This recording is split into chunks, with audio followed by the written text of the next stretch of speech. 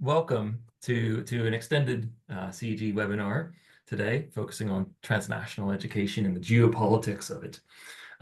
So my name is Lee Rensimer, Deputy Director of CG, and today we have an extended panel of three amazing presenters here. We were going to have four, and one of them has unfortunately fallen ill, and so couldn't join us today. So we have, for today, we have Eva Hartman from Cambridge University, we have Jingran Yu from Xiamen University, and Nadia Tantawi Johari, also from Cambridge University, and they're going to be sharing their work on geopolitics of T&E. Just to say a few things before we get started, is that we have a tremendous interest in this topic. And it appears clearly there's a lot of people who've registered for this, and there's quite a few of you in the room here today, and that's really exciting. But it's also indicative of where things are at, I think, both in T&E and in geopolitics. So on the one hand, with the rise of transnational education, we've seen steady developments from branch campuses to franchises to partnerships. That has not waned, much to the predictions that it would decline at some point, and it hasn't. And so as that continues to rise, it becomes more and more of an object of fascination, a research subject, and a field of its own. Meanwhile, because T&E is inherently geopolitical, we're also seeing steep rise in the interest of the geopolitics of higher education.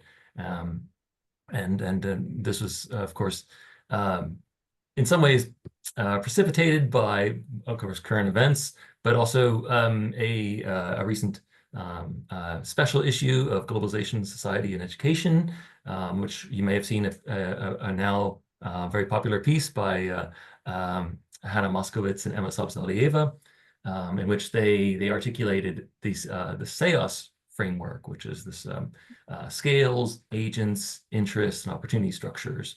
And so they provided us with a useful way to think about the new geopolitics of higher education, of which it's no longer such a state-centric activity of the old, and now much more focused on all the various actors that participate in producing and shaping, performing geopolitics. And so, as I mentioned, T&E is inherently geopolitical, and so that's where these two come together very nicely. And so that's why we're very excited to have a webinar focusing exclusively on this, and hopefully more events moving forward. Just to say also that CG has been no stranger to geopolitics, and our founding director, Simon Marginson, has worked on this extensively and published on this in a recent working paper in 2024. The Project 9, which was mapping the supranational space, was also a project focused on the regional formations and spatial strategies pertaining to higher education. And so this is also, of course, a very geopolitically focused project. And so this project has continued and is now continuing to steer some of the directions that we're looking at in the new CG. So enough about the CG. I'd like to just go through a few housekeeping things with you. So we will today be recording the session, and so just be advised, everything will be recorded and then subsequently posted on YouTube.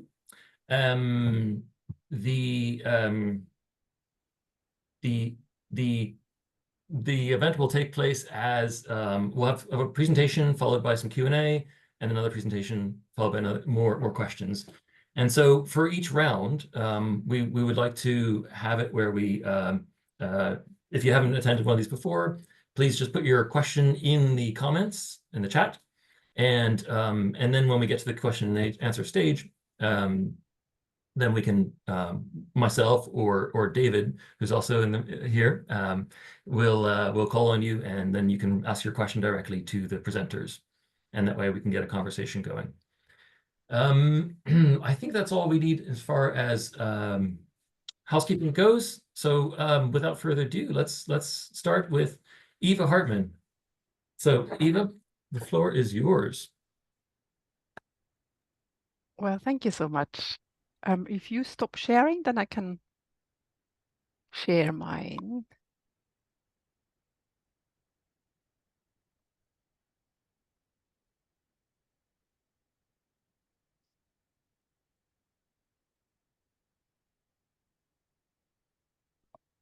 Great.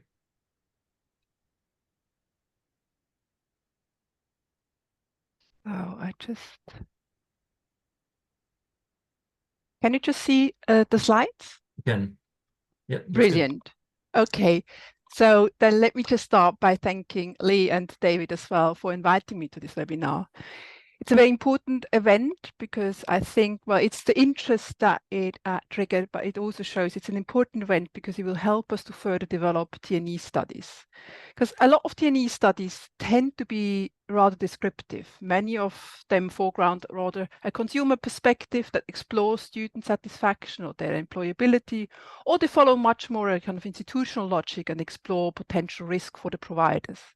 So what is missing is a more sociological scrutiny of this type of internationalization of higher education. How does the broader context influence the form it takes? And how does it in turn influence the broader societal context? So these are questions that we really need to raise. And the organizers of this webinar, as you just heard, have decided to take geopolitics as a conceptual entrance point. There are many definitions of the notion of politics. Lee has just mentioned the article of Hannah Meskovich and others. There's kind of a lot of different notions of geopolitics.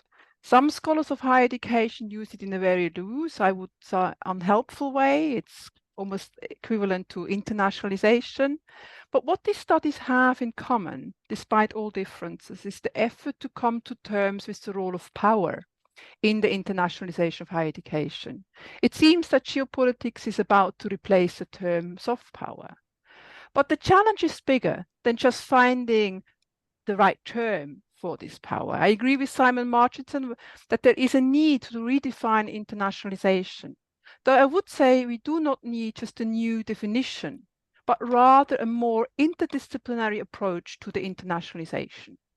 Such an approach can benefit from other disciplines like international relations, sociology, critical state theory, or decolonial studies to develop a more nuanced understanding of the role of higher education in society and the specific articulations between the national and the post-national social bonds enacted through the international higher education and, of course, also research. So my entrance point to geopolitics today draws on critical geography, notably the work of John Agnew. Agnew popularized the term with his study of how world politics and the imaginary of global geography underpinning it abrogates geographical knowledge about the diversity and complexity of places. We can see the lack of complexity that informs, for instance, UN policies. Just look at one of its conventions and then think of the complexity of the world and the different realities that these conventions try to address. Thomas Friedman's book, The World is Flat, even better encapsulates the loss of diversity and complexity that went hand in hand with the increased global interdependencies since the end of the Cold War in the 1990s. The social imaginary of the world, in turn, determines what is deemed possible and legitimate to think, with important consequences for politics, but action more generally. We thus get a sense of how knowledge and power are intertwined. In many respects, Agnew's studies reminded me of the seminal work of the historian James Scott, entitled Seeing Like a State, now transposed to the global level. Scott outlines in his historical study how the states seek to make their subjects legible by homogenizing and categorizing them. Science has played and still plays a vital role in this context. This type of information is disseminated by international organizations as the Stanford Group around John Mayer and Francisco Ramirez have shown in many of their studies. The OECD and its PISA is a case in point, as Susan Robertson and others outlined in a recent study.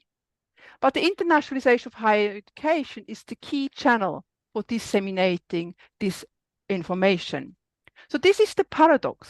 Scientific efforts to make the world legible might obscure the complexity of the world and its different realities.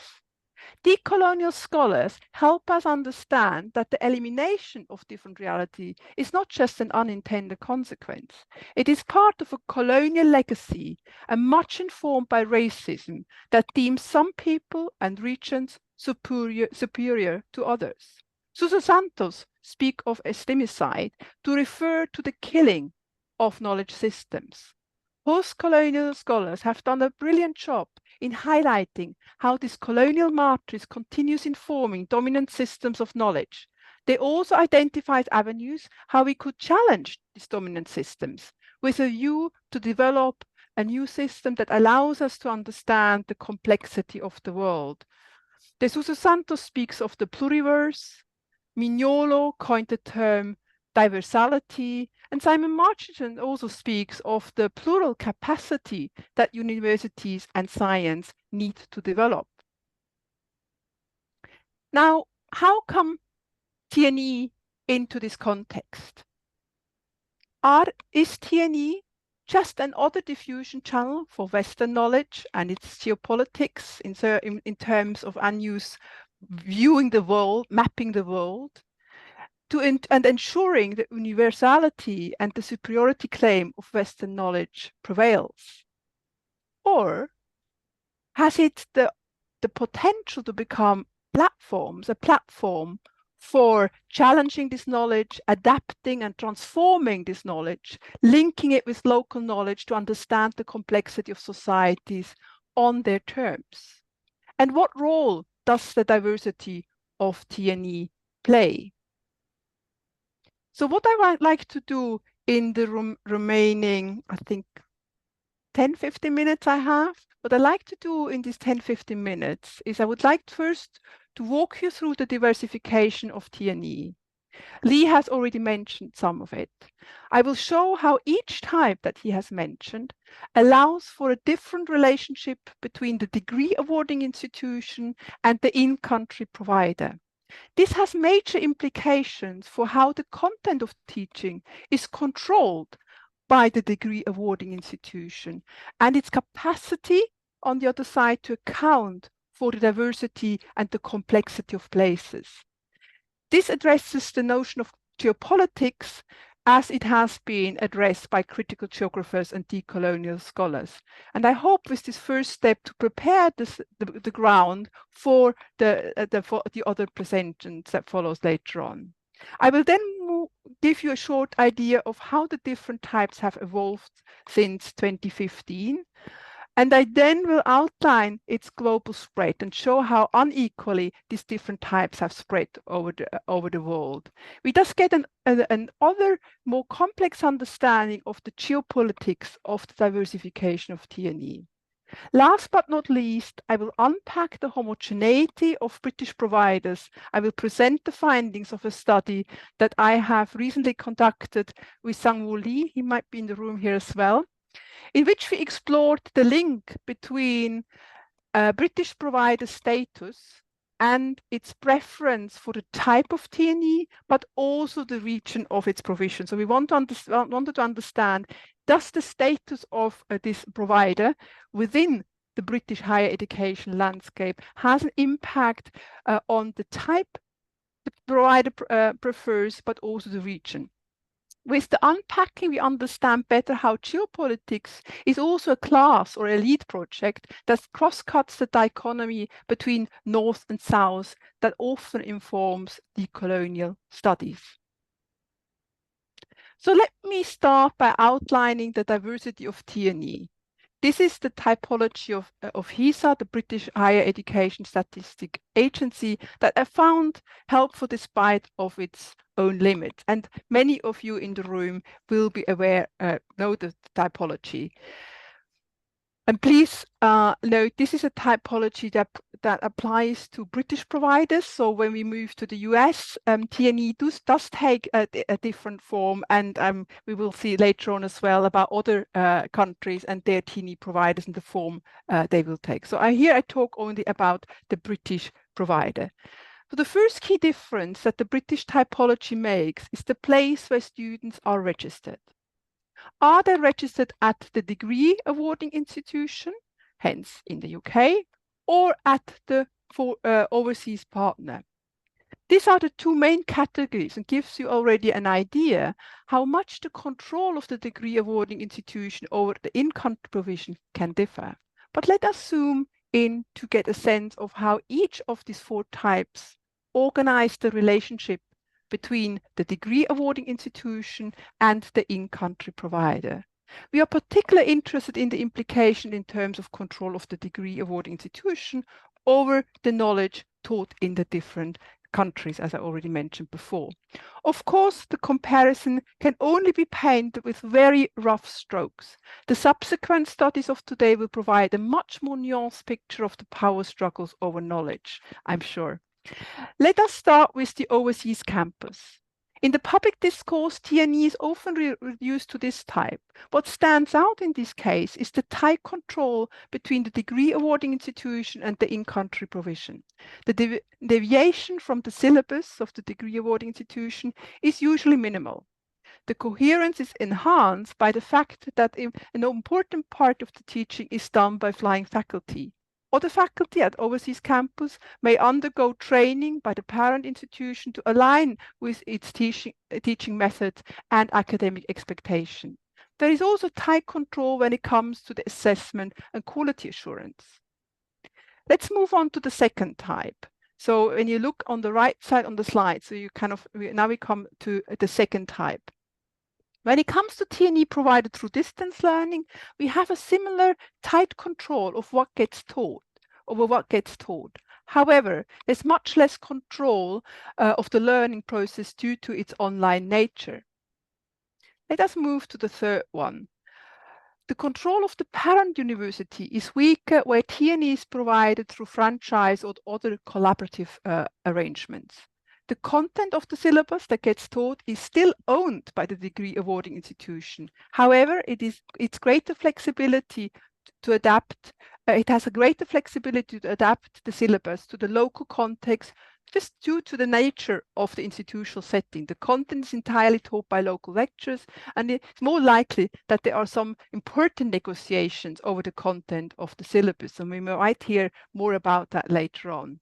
The local partners have most discretionary power when it comes to validation.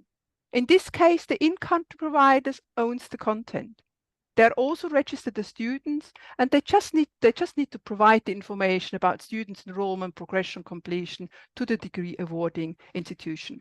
Many of the parent institutions have created the role of a link tutor who is responsible to make sure that the quality of the teaching aligns with the one at the parent organization. But in institutional terms, this is a rather weak control in comparison to the other TNE form, notably the international branch campuses. Conversely, it allows for much more adaptation within the country of provision and also makes it easy to accommodate the regulatory requirements in the country. So in a nutshell, the TNE types differ in terms of the control of the degree awarding institution. So the more you go further down on the right side on these slides, the more contextualization is possible. As I tried this arrow in pink should indicate that. There's a number of students have therefore welcomed this type, the last validation type of TNE. A recent report of the British Council, for instance, suggests that this type of TNE will enhance the academic freedom of in-country providers. The appraisal suggests that the franchise and even more the validation could provide an excellent opportunity to decentralize Western knowledge in line with the request of decolonial thinkers. They have the potential to challenge the dominant imaginary of global geography that abrogates geographical knowledge about the diversity and complexity of places. So let me have a closer look at how these different types of TNE have developed over the last 10 years or 9 years. This is the number of degree awarding institutions and how they have evolved till 2015. And I'm using here HESA data. The graph shows how much more important distance learning, franchise T&E, and validation is in comparison to branch campuses. Interesting, the number of providers opted for validations or other partner arrangements in which students are registered at the partner institutions have even dropped despite the promise to allow for far more flexibility and contextualization. The picture does not change much when we look at students' number. Let's do that. The number of students enrolled in the branch campuses is significantly lower, as you can see. This is the second line on the graph. The number of students are significantly lower than that of the other T&E types. So branch campuses thus provide the most exclusive T&E education in terms of numbers. Collaborative arrangements, many using franchise, are even more important in terms of students' number than in terms of providers. Here we can speak of a massification of T&E, or we say if there's a massification of T&E, then it is in this area of collaborative arrangement where it happened. The validation and other overseas arrangements only come third in students' number, and they had the lowest growth rate. Now, the interesting question is how these different T&E types have spread in different regions over the world. So here we get a second type of geopolitics in view. Let us have a look how they spread in the different regions.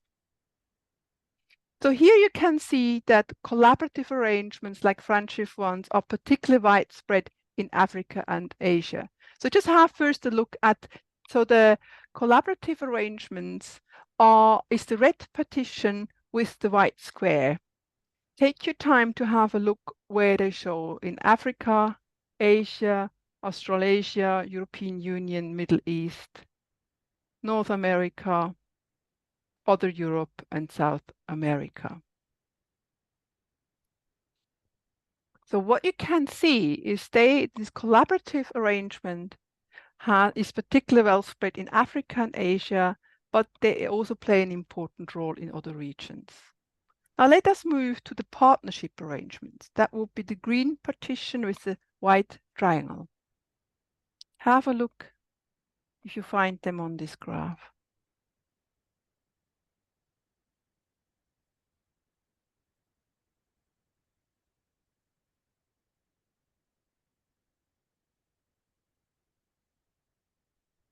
So in this arrangement, the partnership arrangement, where the students are registered with the partner institution, we can see that it plays a particularly important role in the Middle East. Now let us come to the overseas campuses. This will be the blue partition with the hexagon. If you go through the different regions, you can see it plays a minor role, and that comes as a surprise because we have seen it has the least provider and it enrolls the lowest number of students. What we can see, it is mostly overseas campus are mostly in the Middle East and Asia. In summary, the different T&E types are spread unevenly across the globe. This is the second dimension of geopolitics of T&E diversification. In the remaining time, I would like to turn to the class dimension of geopolitics. How are these different types of T&E linked to the stratification that characterizes the British higher education? What type and region do the top-tier universities prefer, and what can we see when it comes to the bottom tier?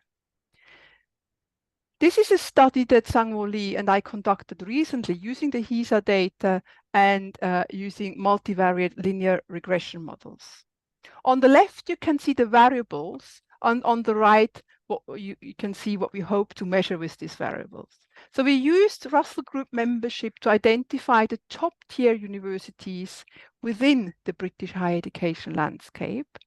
And we use them as a reference as the social hierarchy, as they attract still a lot of students from public schools, but also students from other elites and affluent families more generally. This proxy has many shortcomings, as some universities do equally well in terms of attracting research grants without being a member of the Russell Group. We therefore also use other proxies like research grants received as well as revenues to measure the research intensity of the universities. Last but not least, we use the distinction between post-92 and pre-92 universities. I'm sure you're familiar with that terminology. Studies have shown that only post-92 universities occupy the bottom tier of the hierarchy. Post-92 universities tend to have fewer economic resources and fewer research activities than most of their pre-92 counterparts. In contrast, pre-92 universities generally maintain a higher status than post-92 institutions, with their graduates typically faring better in the labor market. We use these different variables for our multilinear regression models. You will find further details of the study in the reference here that I included at the bottom of the slides. I will just summarize some of the key results that bring the role of institutional stratification to the fore that informs the diversification of TNE. Our research shows that the Russell Group universities tend to have the largest student population engaging in TNE through overseas branch campuses, more than post-92, but also more than pre-92 institutions. So the exclusivity of the branch campus is thus not just expressed in numeric terms, not as many providers than for the others, not as many students. It is also their link with the top tier universities in the UK that is linked to the social hierarchy. That's part of the exclusivity that, that is represented, that branch campuses have. Interesting, this is also the type of TNE that gives the least discretionary power to the in-country providers, as we have seen. And this reminds me, and this is something I would like to discuss with you, it reminds me that the fact that we have these exclusive providers, but with the least discretionary power for the in-country provider. It reminds me of the role of universities during the British Empire in educating the top elites in some of the colonized countries, turning them into translator between the colonizers and the rest of the population, as Macaulay famously puts it in his Minute on Indian Education. But this is just a hypothesis. Much more detailed studies are needed to do justice to the complexity of the struggle over knowledge, also at the branch campuses, where we expect to have less negotiation, but we can still expect in reality there will be some. What we also can see is that these top-tier providers are mostly engaged in the Middle East and Asia, and the least in Africa, much in contrast to the other universities. Other pre-92 universities are less likely to engage with TNE via campus. We could identify a slight association between partnership agreements and other post-92 universities. However, far more important is the size of the university, measured in numbers of domestic students. The more domestic students a university has, the more likely it is to provide TNE through partnership arrangements.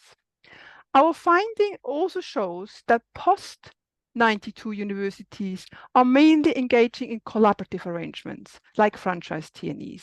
As we have seen, this is also the most important TNE in numeric terms.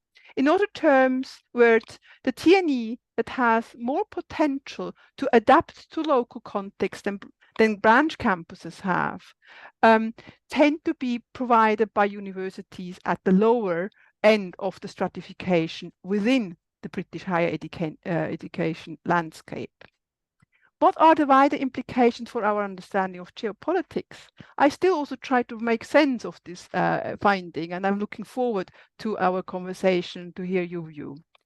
Post-92 universities are also the ones that engage heavily with Asia, Middle East, and Africa.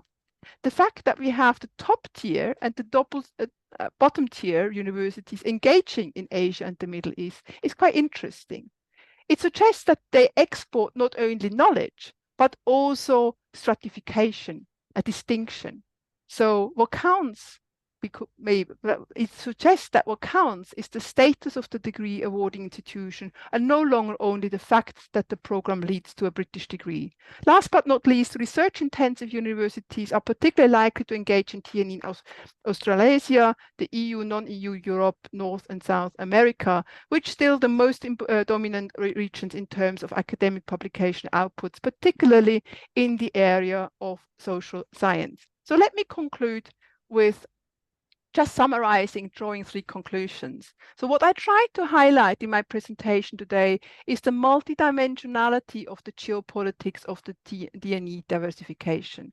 The different TNE types enable different contextualization and adaptation to local knowledge. This adaptation makes it possible to challenge the existing geopolitics and how its social imaginary of the world makes its diversity and complexity invisible. I have shown that branch campuses have far less discretionary power. I would suggest that they are more likely to become diffusion channels of the British Western knowledge. Collaborative and partnership arrangements allow for much more flexibility. The interesting part is that the branch campuses are much more related to the top tier of British higher education, while the ones that allow for more flexibility are more related to the lower part of the hierarchy.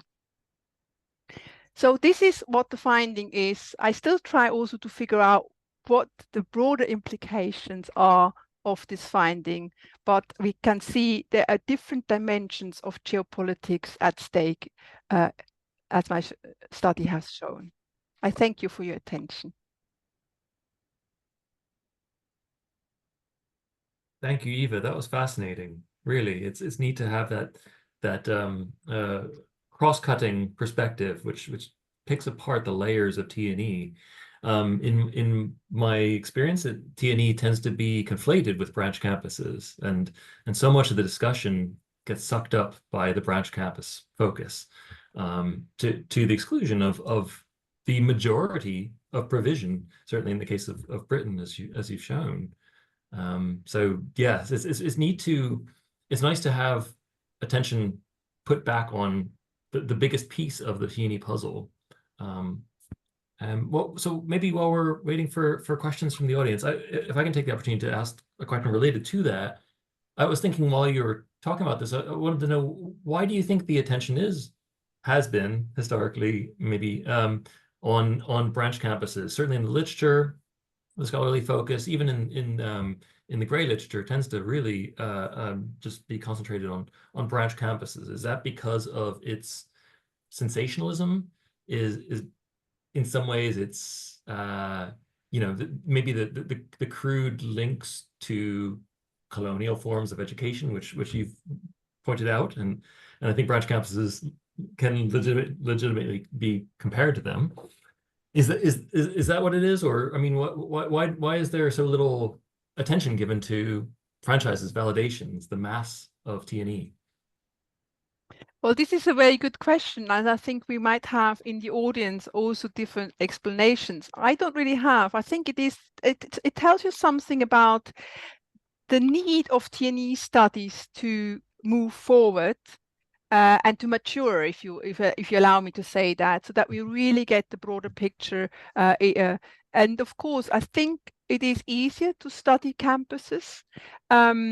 So when it comes to franchise or validation, it is becomes also more difficult because of the provider are not particularly keen on sharing information, because it is part of a business. So it kind of quite often also kind of kept as business secret a little bit. So it makes the study also more difficult. And then, of course, and we will certainly hear later on, this is a typology that is very helpful. And of course, it's not just a Weberian typology. It does have a material reality in there, because the institutions, if they provide information to HESA, they have to figure out which categories they belong to.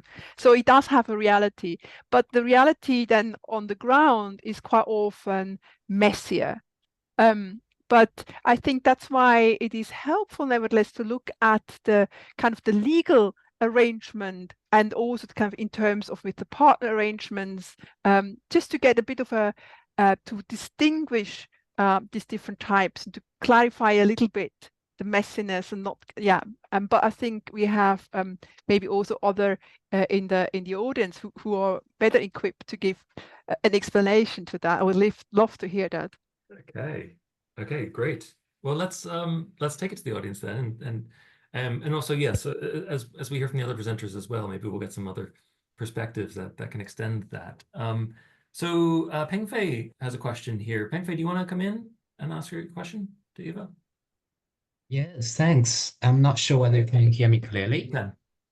Yeah, so my question, thanks, Eva, and my question is about that your research has presented about the structure of TNA, which about how the Russell groups and different universities are kind of taken from a sociological perspective. So I can imagine it's kind of their university habitants that kind of drive them into the game. But my question is that, is there any interesting findings about the structure? Because I guess particularly some post-92 universities, they trying to engage in the TNG as a game changer. Yeah, could you elaborate a little bit what you mean by structured structure? So I mean that I think and drawing from your findings, I can see that how the different universities with different resources and they are have a particular appetite for TNE. So my question about, is there any more kind of more dynamic point? Yeah, absolutely. I mean, well, first of all, what the results show is it's not just economic rationals that motivates a provider to engage with TNE, because most studies only look at that. It's just particularly in the British context, it's kind of it's seen as a kind of revenue generating activities of universities, many of them financially in financial trouble. But what we show is not a particular for the top tiers. They are different rationals, otherwise it would not explain what they do. And so that's an important part. And of course, I think this, for me, it was just a mapping. I mean, because it raises so many different questions. So what does it mean? Because what it also allows is basically to look at, so we have a lot of studies looking at the stratification, the institutional stratification, and then the individual stratification in the UK. What our studies does is basically encouraging people who study social mobility. They usually just focus on the UK, and our study would basically encourage them to think about how does the social mobility acted out through the transnational. Let's assume we have an example of a campus in the Middle East and we have some validation. Now the question is, now we look at different students taking them. The question is, how does that impact their mobility afterwards?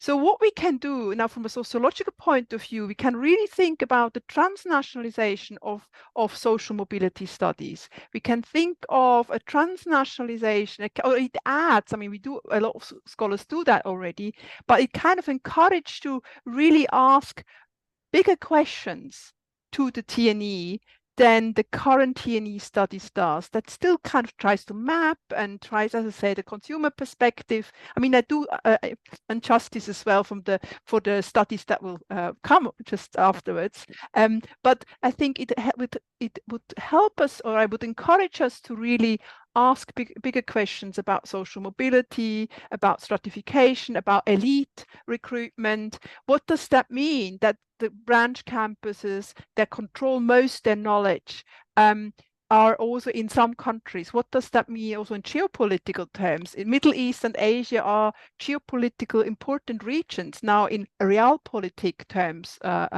when I use it in realpolitik, what does that mean in terms of creating elites, using the campuses to create elites? What does that mean for the lower part universities on the lower tier who actually could become a platform for a new adaptation, a critical engagement with the knowledge because of these different forms. Are they really doing it, or is their class position within the UK preventing them to take a lead in decolonizing knowledge? I mean, it raises a lot of questions, I would say. I mean, at least that's what I hope to do with this study, to raise more questions that I at least had before starting this study. True, thanks very much. Yes, thank you, Eva. That your project, I think, just spawned so many questions that we could follow up on. We do have 3 other questions in here, and maybe you can invite them all to ask them at once, and then Eva can answer them all in one go, if that's okay. So Bola has a question first around the future of TNE. Bola, do you want to come in quickly and ask Eva? Yeah, sure. Hi, Eva. Thank you Hi. for an insightful presentation. The structured structure of TNE is an interesting way of thinking about it. But my question is about the future of TNE. There has been a lot of discussions recently around that. And some people claim that the end of TNE is here. Some people say the complete opposite. There is a rise of TNE everywhere. And with the current situation in the British higher education context, especially the decline in international student recruitment and financial difficulties in most of UK universities, those universities who were in reality very aggressive when it comes to investing in TNE are still in financial hardship. They haven't really gained a lot of money as such out of TNE. So now there is a lot of doubt around that. So in your view, what is the future we're speaking long term? And on which side are you? Are you on the side that the TNE is rising, or the side that says TNE is coming to an end? Thank you very much. Well, good question, Paula. Unfortunately, I'm not Madame Soleil, so I don't really know what the future will bring. I know that the government tries to promote TNE desperately because at the same time there's a political interest of closing down, restricting the visa for onshore international students. I do think in many cases it might have seen its time. So when we look at China, we will hear more about that later on. There are indications that countries just used it as a kind of a springboard to develop its own higher education systems. But I think it really depends on the region. So I would really encourage us to be concise in looking at the different regions, how it plays out, how it kind of interacts with the providers in the country, with other providers as well. Yeah, if you would ask the government, they would wish that it continues, and if you ask British institutions, they would wish that it will grow. It kind of it contributes about 10-20%. It's the onshore students are still the more important part in terms of generating revenues than the TNE. I think it depends, and then it also depends on the on the context. So I think we need much more research to finding out. Thank you. Thanks. Great. Okay. I think so. we got a couple of different comments going on here. Maybe if we just go to Rachel to have one quick exchange, and then we can move on to Jingran's presentation as time is moving quickly here. Yeah, so thank you. Rachel, do you want to come in? Sure, thank you very much. So I've got a bit of a dual hat on. I'm a TNE project manager, but I'm also doing my PhD in this subject. And I just value, Eva, your thoughts really around the difficulties Paul Burnell found in his 2019 and 2020 work regarding HESA data recordings, particularly for TNE students, in that we don't gather the same amount of data that we do for domestically educated students, which actually makes it incredibly difficult to work out what students are really studying, where they're studying, what, etc. So I just really value your kind of insights on your recent work that you've mentioned, and how easy or difficult you found it with compiling this kind of information, and any general thoughts on the subject. Yeah, I mean, we engage very much with Benel's work as well. I mean, there are different, I mean, there are, I think one problem is anyway is related to quantitative research. It allows to give an idea of what is happening, but quite often it paints the situation with such broad strokes that it doesn't do justice to the different situation. And so you're absolutely right. The data, one always have to take them with a pinch of salt. But nevertheless, they are reported by the institutions. So if you think about imaginary, so the institutions also have to imagine then when they have to provide this data to HESA, they have to position themselves into the category. So there is kind of, it would be a nice ethnographical studies, you know, what does that do to them? And of course, even more with the terms of validation, you know, the institutions are supposed to report back to the higher education institution in the UK, so that the institution in the UK actually knows then how many degrees it should award. I'm not always sure how this is actually played out, but in comparison to studying TNE, for instance, by US provider, we are in the UK in a very privileged situation. We have so much more data than when we have in the US, because there we have the struggle. There's no centralized collection of data. The states have different regulations, and then the university is very much built into the institutions. So it's much more difficult to study TNE from US provider. So, but absolutely, it's challenging. But I think it also depends on how we use data. I tend to use quantitative data to develop hypotheses, and then to follow up with much more nuanced research. Thank you very much. Yeah, thank you for that question. Yeah, there's some conversation going on here around data, and that does seem to be, in my experience as well, a thing. There's an absence of it on the offshore side. But it looks like someone has mentioned that from 26-27, individualized student data will be collected on TNE. So we'll wait and see if that changes things. Great. I mean, that's a consumer perspective that is very much driven by the government as well. But of course, for us researchers, it's great. I mean, it's great data, but of course, always to take with a pinch of salt. But the same applies to the stratification of the higher education system in the UK. I mean, we struggled hard to get the variables right, and they are really just a kind of an estimation, because there are always institutions that don't fit into the categories. Yeah. Okay, well, thank you very much, Eva. In the interest of time, we're going to move to now Jingran for her presentation. And of course, if we have time at the end, we can come back and look at, threads that cut across all three presentations. So Jingran, over to you. Thank you. Can you hear me? Can you see my screen? Yes, we can hear you and we can see your slides. Ah, great. Thank you. So actually, thanks Lee to arrange me in this position after Eva. So because I have so many things I could be saved, so I don't need to elaborate further on the theoretical foundations too much. So today I'm going to share some findings from my work in progress on China's CGHE in Southeast Asia.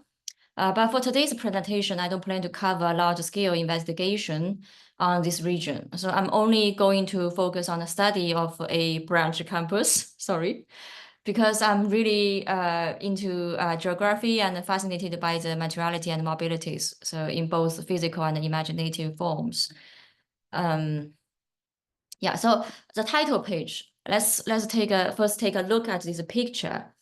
I took it during my fieldwork at Xiamen University, Malaysia, and it perfectly captures the unique style of 加耕建筑.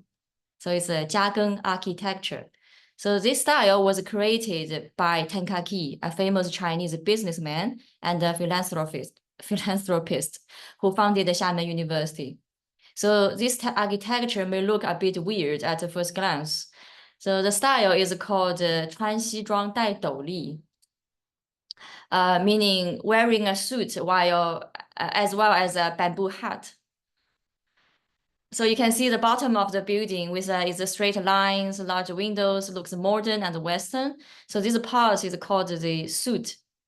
But if you look at the roof, you can see the bamboo hut, you know, those curved eaves and the red tiles, you know.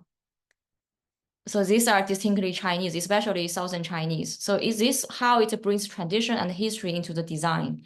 So this combination of modern and traditional is a symbol of what Tenkaki envisioned.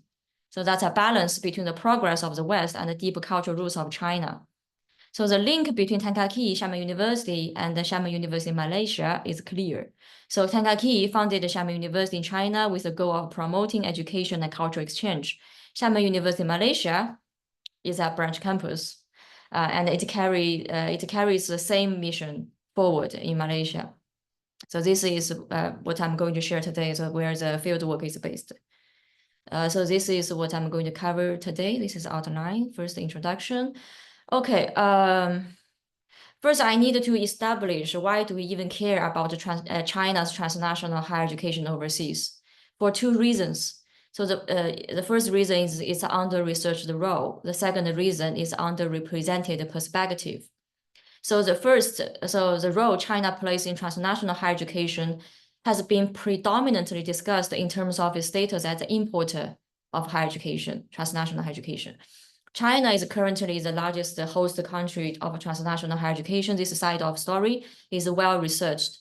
However, China's new role as an exporter of transnational higher education is relatively underexplored. Although some research highlights its growing soft power, knowledge diplomacy, but empirical research, especially at the micro level, remains lacking. Secondly, much of the current transnational higher education literature, they revolve around a neoliberal framework, so which tends to describe the global north market-driven model.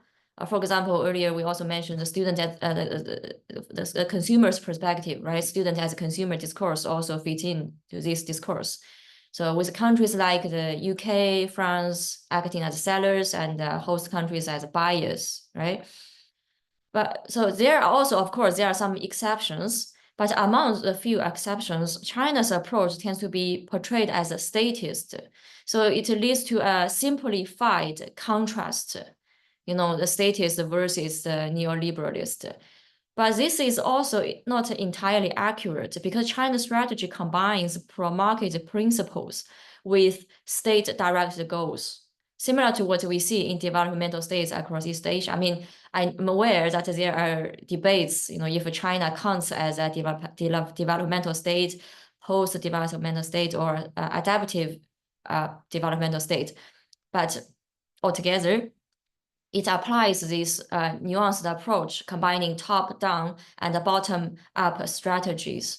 So this strategy, how it operates in reality, it is very under-researched, but it's actually crucial for understanding China's expanding role in transnational higher education. So theoretical foundation. So because Eva has already mentioned this briefly about the theoretical foundation, so let's just focus on this question. What do we talk about when we talk about geopolitics of education? Okay, so we start with classical geopolitics. Very briefly, it refers to the way territorial strategies are crafted by states to control space. Okay, plain and simple. Perspective, you could go back to the theories like heartland theory. However, this traditional view often falls into what Anu calls the territorial trap. So where the complexities of global politics are oversimplified to state-centric perspectives. So in this view, higher education is often reduced to pure pragmatic or technocratic functions. But today we can clearly see that higher education has increasingly shown its geopolitical importance, serving as a strategic site where state and non-state actors project political influence. For example, here listed, you know, as a tool for cultural exchange, soft power. It helps reconfigure educational mobility and national boundaries, shaping how people imagine geographical relations. Okay, so this is where critical geopolitics comes in. It pushes us to see geopolitics as more than competition, over territory. I mean, in the physical sense, like a physical boundaries. It's also about how we perceive the world, how knowledge is constructed, and how these perspectives influence global power dynamics. Okay, so now let's go a bit deeper about critical geopolitics and its relations to higher education. So ontologically, critical geopolitics adopts a socio-constructivist stance, meaning that it emphasizes that geopolitical knowledge is constructed socially. So compared to classical geopolitics, it puts a greater emphasis on objective description of the Earth's surface. Critical geopolitics cares more about the subjective process of geographing. Okay, that's why in terms of epistemology, it takes an interpretivist position, and methodologically it employs a discursive approach. For example, famously critical discourse analysis. So it examines, not only the intellectual aspects of statecraft, but also resistance and counter geopolitics. So what does it have? What it has anything to do with higher education? Higher education plays an important role in shaping geopolitical imaginations, especially in spreading dominant discourses that align with geopolitical agendas.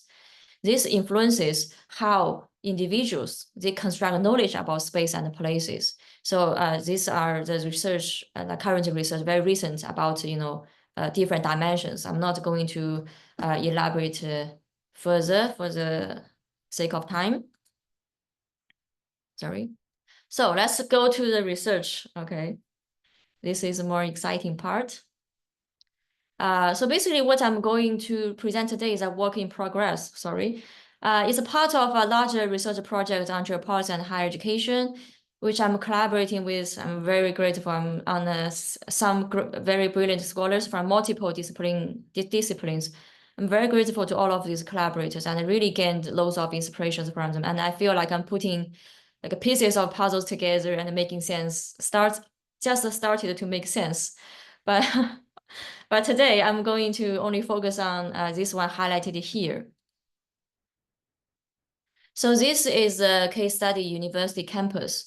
So the study, so I went there last summer, I mean in 2023, and I also went there this summer. I just came back and with loads of data, and it's still in the process of being analyzed and coded. So here we can see it's an independent international branch campus, currently having 7,000 students from more than 40 countries, including Malaysian students and Chinese students and some international students. So the mission is to nurture talents to contribute to the well-being and the social progress of Malaysia, China, and ASEAN. Okay, findings. So let's start with the big picture. So the top-down policy discourse. So two takeaways from this slide, okay?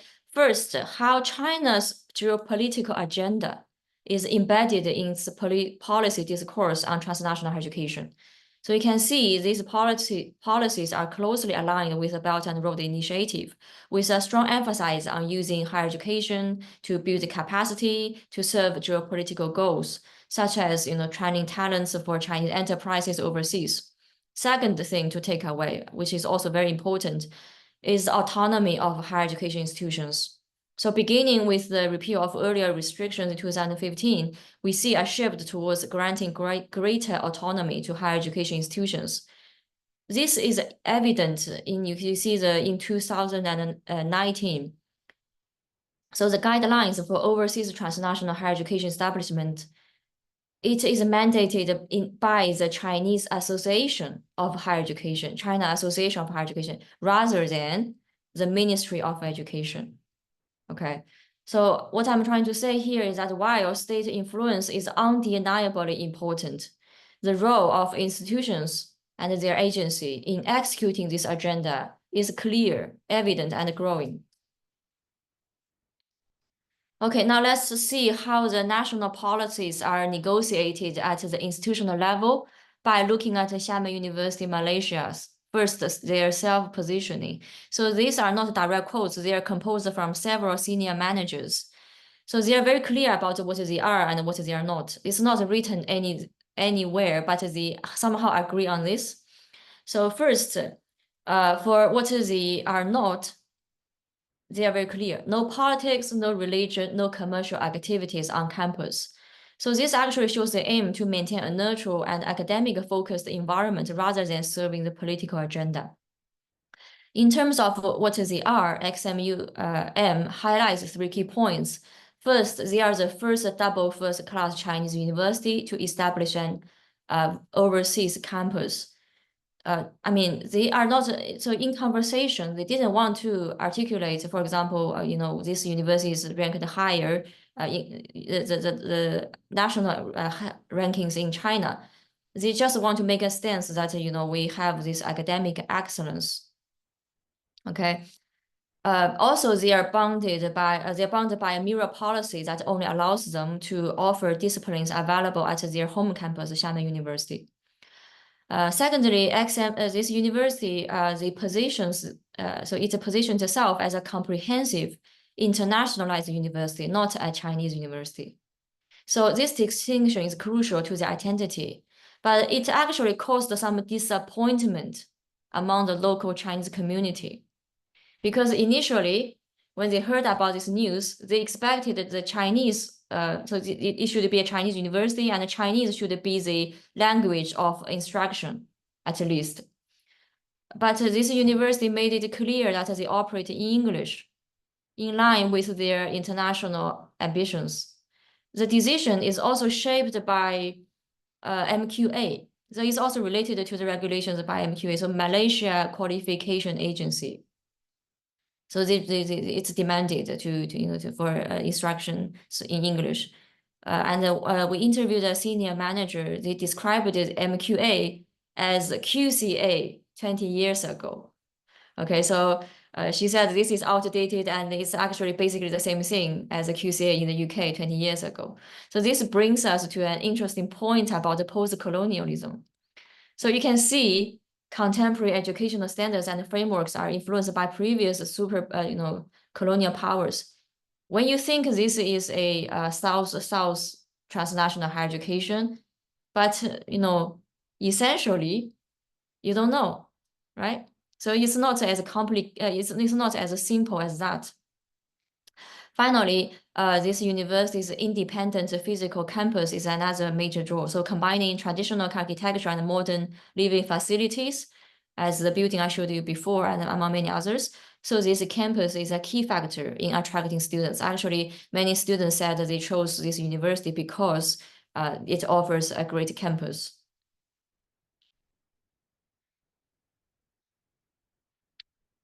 So another quote. So how this why is it why such a case? So actually this quote can explain a bit. So XMA stands for Xiamen University Malaysia Admin. Okay. So what they prioritize here is a survival. Okay.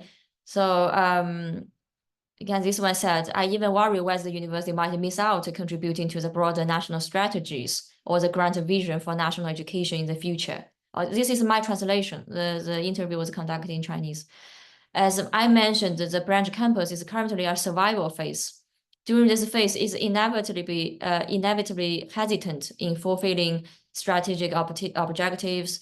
There are uncertainties about whether there will be potential financial support, proper supervision in terms of staffing. With more concerns at hand and insufficient personnel, the campus can only focus on managing its own affairs, leaving little room for addressing anything beyond that.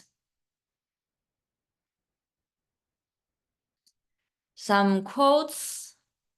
People love quotes. Okay. This interesting quote from an admin about English teaching. But I needed to emphasize here that these quotes are based on this person's personal observation. We still need more time to see if this is the dominant pattern in the interviews, and we haven't finished doing this process.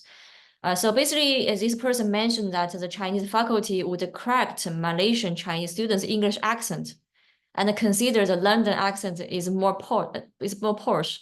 So the faculty perceives that the post-colonial history as an advantage of the Malaysian Chinese because it can be fluent in English.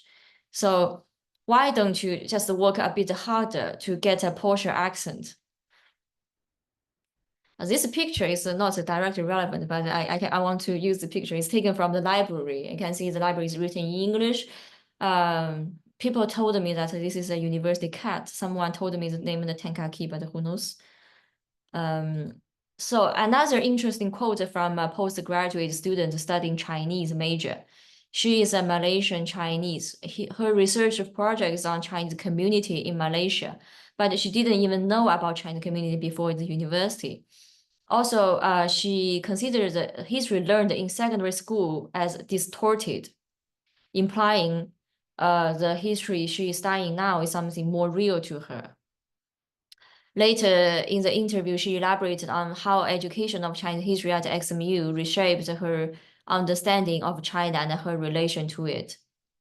So this is my fieldwork note. This is drawn by the professor she mentioned. This is her their imaginations of the relations between overseas Chinese community, China, and the foreign, and their self-identity.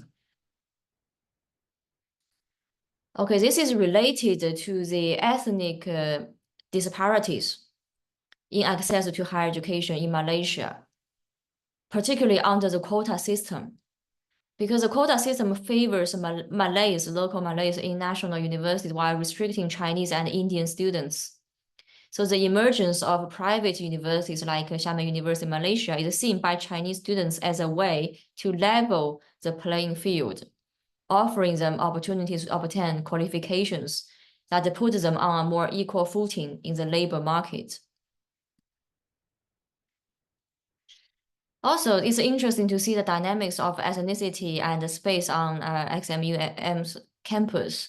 You can see Malays, I mean, Chinese is definitely the minority in China, in the local community. You can see it's only 23%.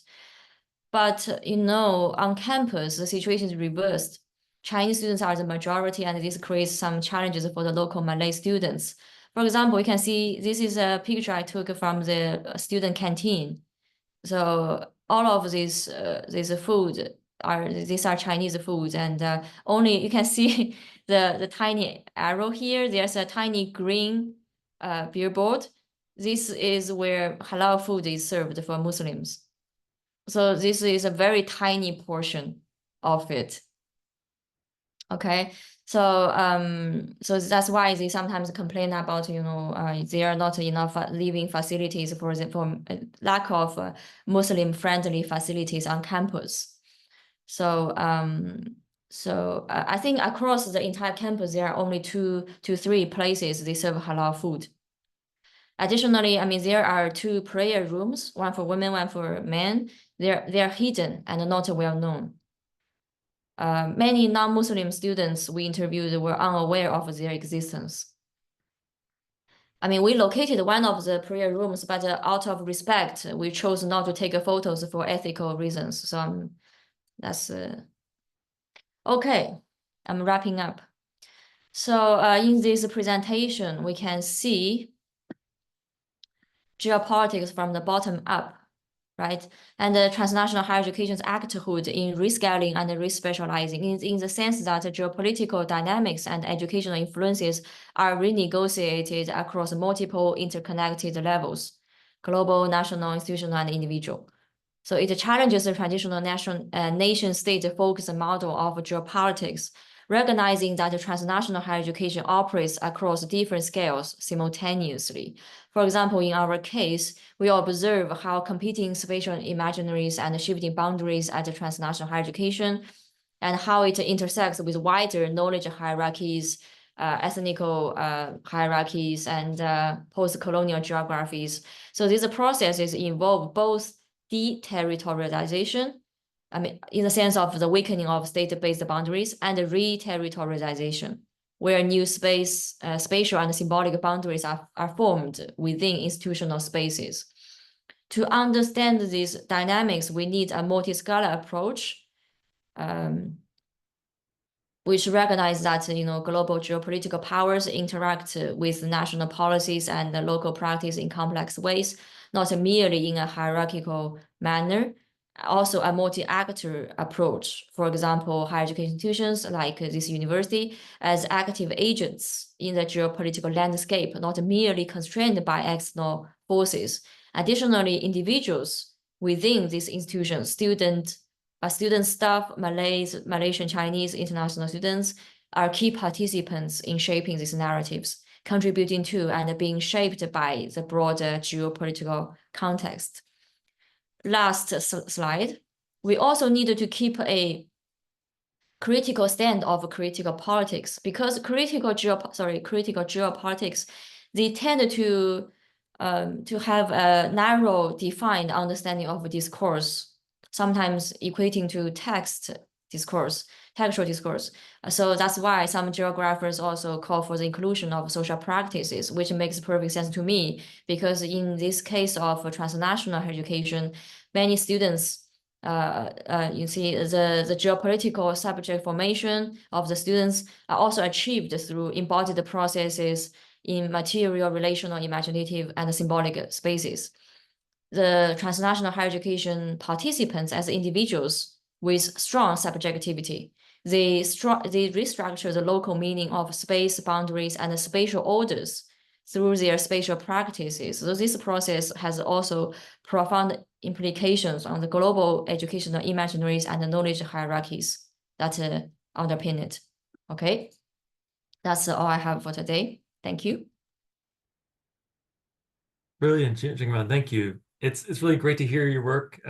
Last we were in touch, you were in the field, and so now it's lovely to see what's come out of your data collection here, and it's fascinating, really, because I like where you've given us the big picture and also the granularity of the micro interactions, the micro geopolitics, if you will, of say the cafeteria as a neat space where post-coloniality, geopolitics, multiscalarity, all these things are being enacted in that space, and so I'm sure it's fascinating just to sit there and observe the interactions.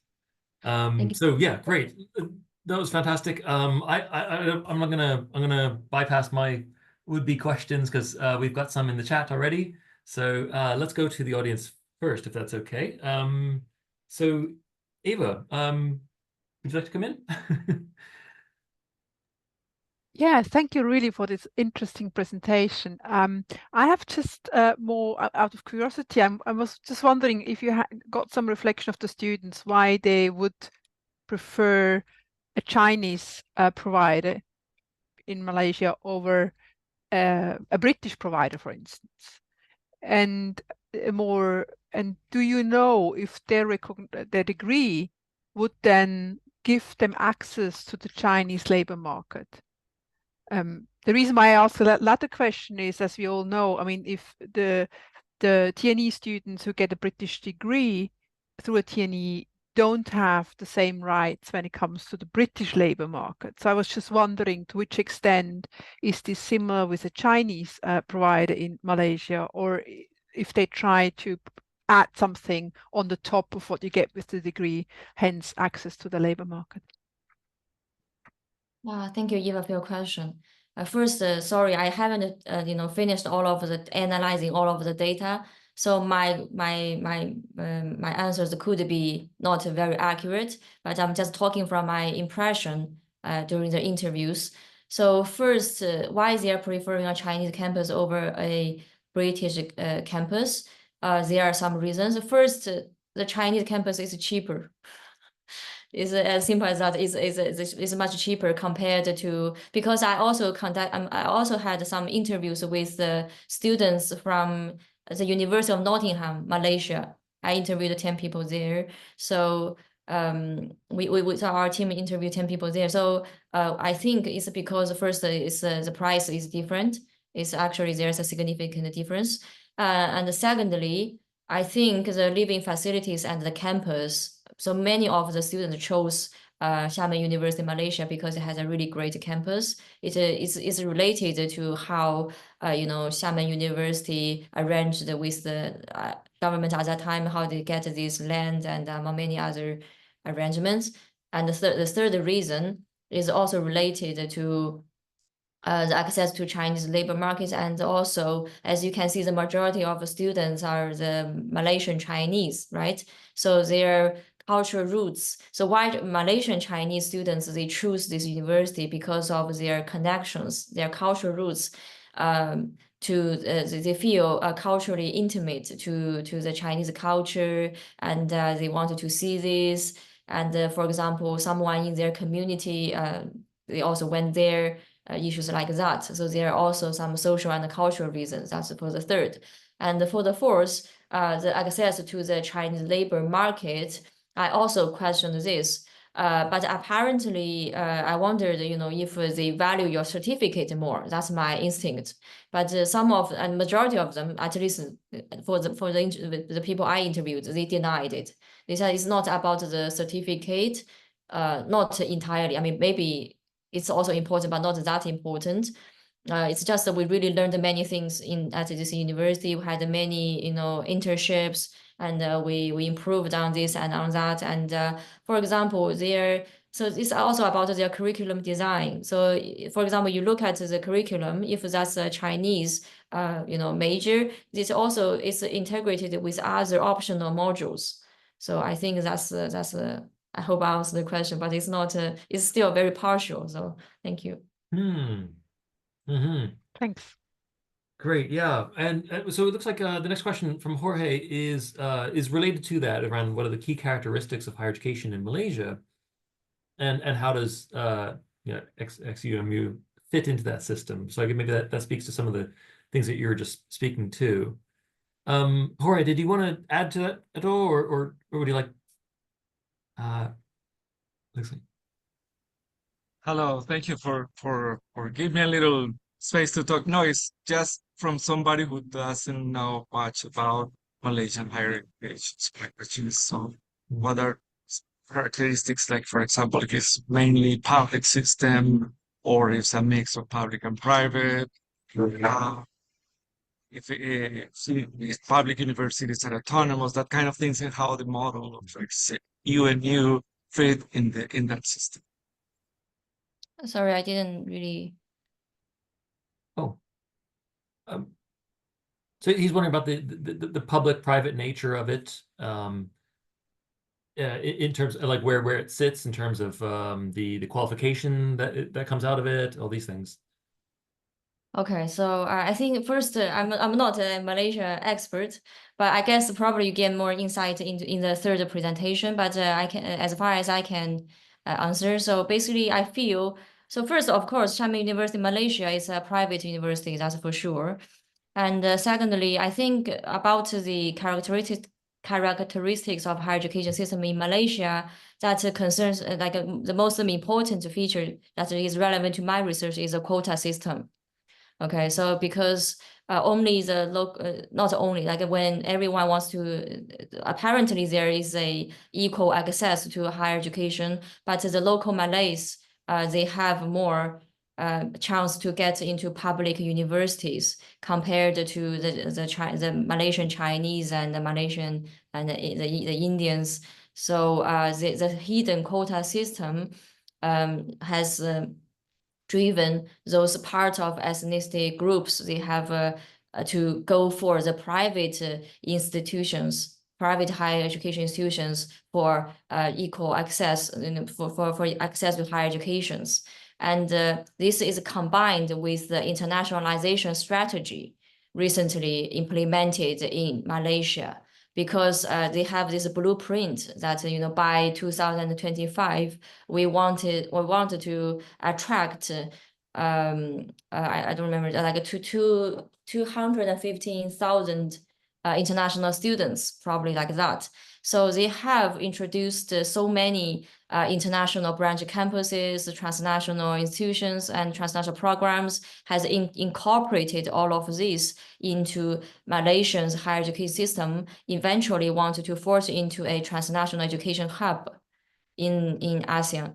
So this has actually, this internationalization of higher education system actually gave more chance to these people who are left behind. So, for example, they couldn't get access to public education, but the private higher education previously, probably they are low quality, and they didn't, also there were not sufficient supply for them. But the internationalization strategy actually worked together with the privatization of universities that serve these needs. That's, I hope I have partially answered the questions. Thank you. Yeah, that makes a lot of sense, and that explains sort of the Malaysia side. Can I just ask you about, just for some bit wider context about the Chinese export side of things? You know, how unique is XUMU in relation to other T&E export activities that are going on? I know there's some activity in the UAE, I think it was Uzbekistan. You know, in terms of some of the features that you mentioned around, like it being an international university, not a Chinese one, teaching in English and these things.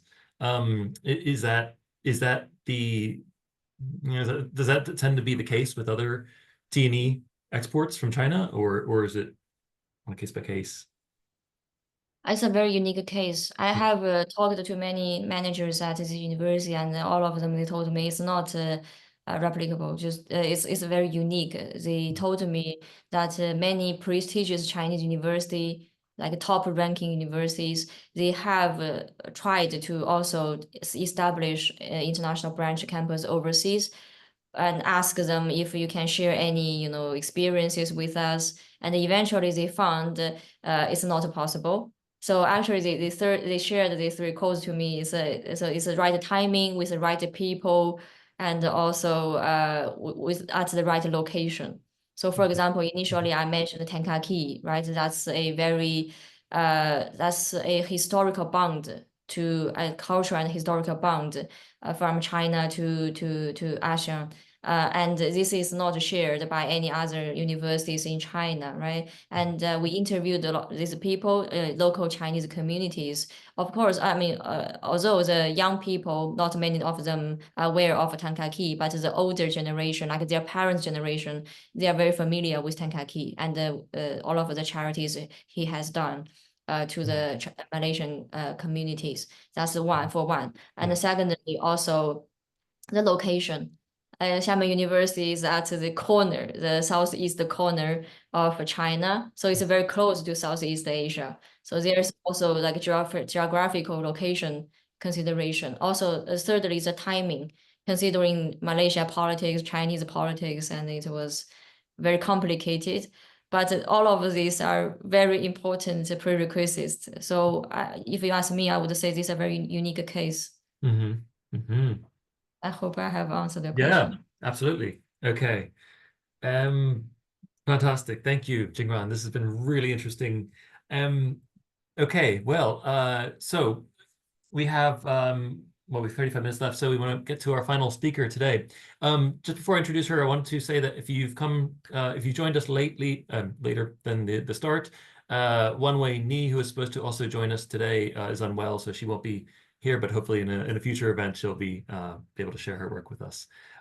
So we're next going to go to Nadia, Nadia Tantawi Johari, University of Cambridge.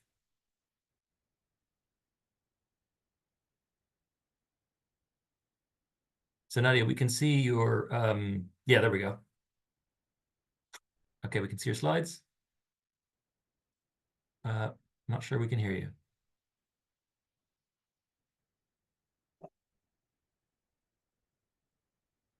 You might be muted.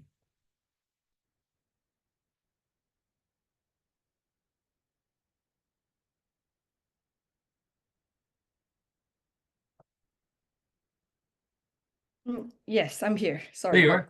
Great. Okay. Let me try again. Yeah, if you just go back to presentation mode there. Looks good. So, yes. Great. Hi. Everything okay? Yes, I can't see anyone here, but It's all good. thank you. So thank you very much for this opportunity to present my work today. I'm really excited and to see how Eva's presentation and then Yingran's presentation and my presentation come into kind of like really makes sense. And I'm zooming into the context of Malaysia, which is just what Yingran just presented. So my presentation today is on beyond the impact of a UK transnational education in Malaysia's multi-ethnic context. So prior to my PhD, I taught or was teaching at public university since 2010. So during that period, I also held numerous administrative positions at the international office for about 6 years. So just to give a context to how I came to this research. And I was the coordinator for international cooperation, the head of international cooperation, and even to one point, an acting director of international office. On top of that, I'm also teaching. So my personal journey, influenced by my positionality, and led me to my PhD and to be here with all of you today. So what I'm presenting today is a work in progress, but I would like to share just one aspect of my research. And so I really welcome constructive criticism and feedback. Right, so just a quick overview, introduction, objective of study, conceptual framework, a little bit of that, and context, design, and methodology, and early findings and reflection. So I would like to start with a brief overview of Malaysia, which one of the question just now, to set the ground for anyone who might not be familiar with Malaysia. So in brief history of colonial legacies, Malaysia's geopolitical landscape, development of education, higher education, and internationalization of education. So Malaysia is a Southeast Asian country known for its cultural diversity. So if you there,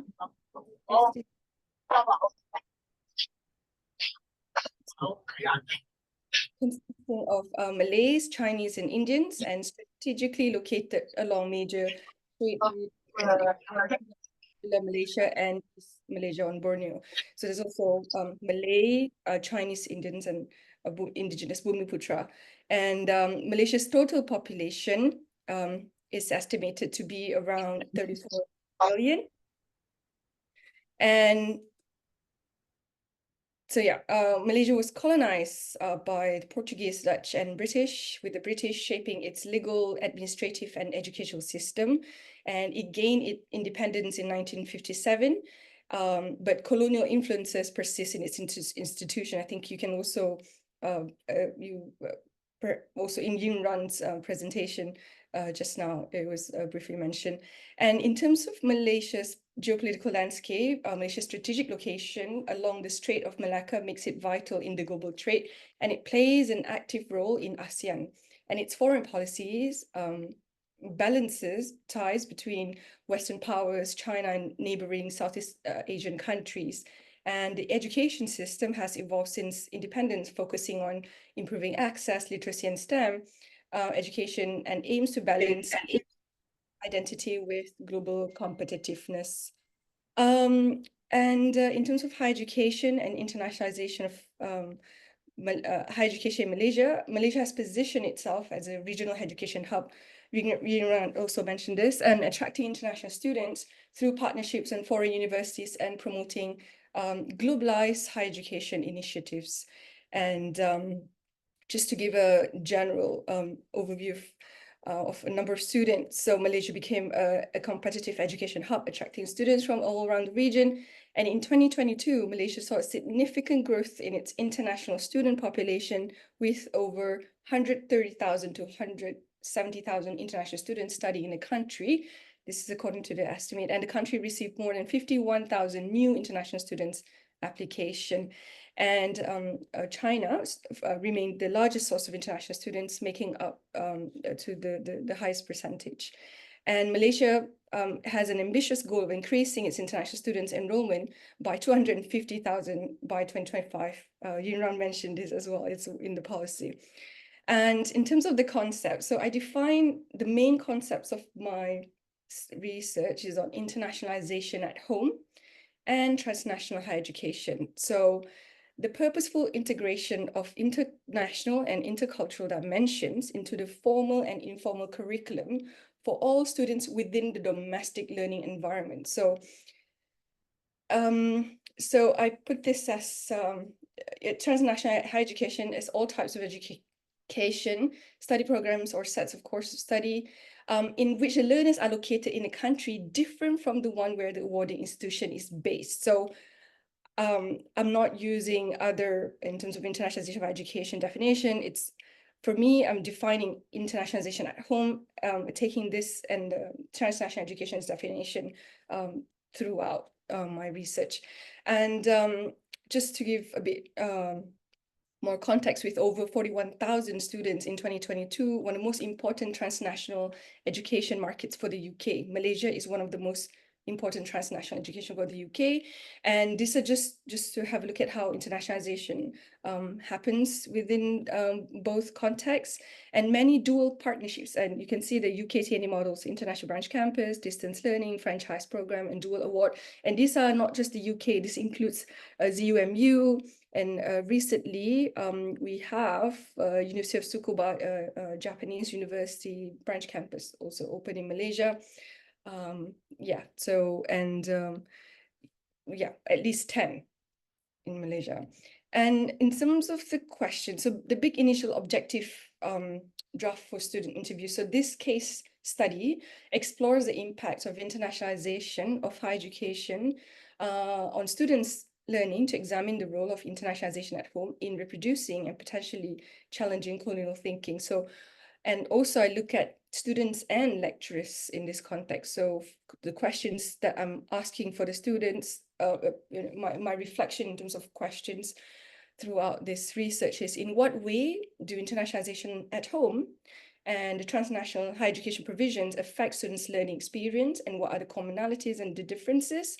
And how do students in both institutions perceive a global knowledge hierarchies? Well, of course, I didn't ask them this question. This is more of like me asking myself. And then, of course, the interview then guided, sort of like trying to extract this information in a way. Extract is too powerful word, but yeah. What are the processes throughout which lecturers select teaching materials, and to what degree are these materials influenced by Western academic traditions? Right, if we have time, we will go through that. I'm mindful of the time. Otherwise, I will definitely show you important excerpts on students. So for my theoretical framework, inspired by a decolonial approach to looking into issues in society, I'm drawing on the work of local and regional scholars, so to understand and explore the issues at home and closer to home. So these are just some of the two scholars I'm mentioning today is just one of the two. It's not every one that I'm using. So I'm using Hussein Alatas' theory of captive mind as his framework provide a valuable and yet underutilized perspective for examining how internationalization of education perpetuates Western intellectual dominance or challenges disrupt colonial legacies in knowledge production and its broader implications for knowledge and power structures in higher education. And Alatas' captive mind, if you can read briefly here, is highly simplified provocation. It's oversimplified, and I'm plan to update this from the beginning using his framework to see how much it is still relevant today. So build the questions that I asked formally into the research design and framework. So one is this, and the other one, another scholar that I'm drawing on in my research is Kwan Sing Chen. So Chen's talks more broadly in terms of the regional, so the move towards Indo-Pacific space. So he writes this Asia's method 20, 30 years after Alatas, and the historical process of imperialization, colonization, and Cold War have become a mutually entangled structure, which have shaped and conditioned both intellectual and popular knowledge production. And through the use of Asia as a method, a society in Asia may be inspired by how other Asian societies deal with problems similar to its own, and thus overcome unproductive anxieties and develop new paths of engagement. So Asia's method, to me, in my opinion, is grounded in the critical discourse of an earlier generation of thinkers with whom we now imagine new possibilities. And I think the task for Asia's method is to multiply frames of reference in our subjectivity and worldview so that our anxiety over the West can be diluted and productive critical work can actually, so we can move forward. And okay, I'm most nervous about this part. This is what my initial sort of like findings and reflections about with all the data I've collected. So the role of international higher education in perpetuating or challenging colonial legacies. So I reflect on the findings from the interviews through this spectrum. So a spectrum is a continuous sequence or range. So yes, so captive and critical, not questioning, imitative, uncaptive, critical, challenging knowledge, authority. So in terms of research design and methodology, this is an exploratory case study, and it's based on constructive grounded theory. I'm using constructive grounded theory as a tool, and Alatas, Chen, and a few other scholars as a framework. And 59 semi-structured interviews were conducted, 32 students, 27 lecturers, about 2,400 minutes in 4 public universities and 3 transnational higher education provisions. So dual degree, franchise, and international branch campus. And the interviews, the 59 interviews happened across 10 departments. And pseudonyms were used to replace the original identities. And let's have a look at some excerpts, which I'm at my initial sort of like reflection and findings stage at the moment. So be kind. Yes, so I would like to bring you to the first student. So there were a lot of problems with our degree. So Pretty studies at TNE provision. So there were a lot of problems with our degree. International relations is a new field. It was a new field formed after the Second World War. So at the time, there were a lot of white scholars coming in and saying, oh, this is how we should view the world, ignoring colonialism and a lot of things. So I feel a lot of the professors here still adopt this kind of colonial thinking. This way of viewing the world is inaccurate, it's very white.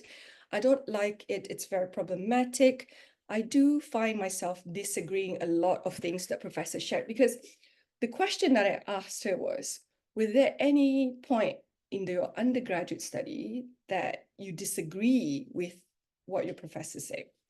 So this kind of like led her to this question. So my sort of like analysis through the framework is studying at a TNE campus and criticizing its curriculum, and you know, she's quite brave to do that. And because TNE syllabus is prescribed by the host country, she's a UK TNE, is not surprised that content is Western centric. So one way we could mitigate this is probably through the lecturers who are a local. Another part of my research I'm presenting today if I have time, who are mainly local, practicing their pedagogic authority in a way that doesn't perpetuate unequal reproduction of knowledge.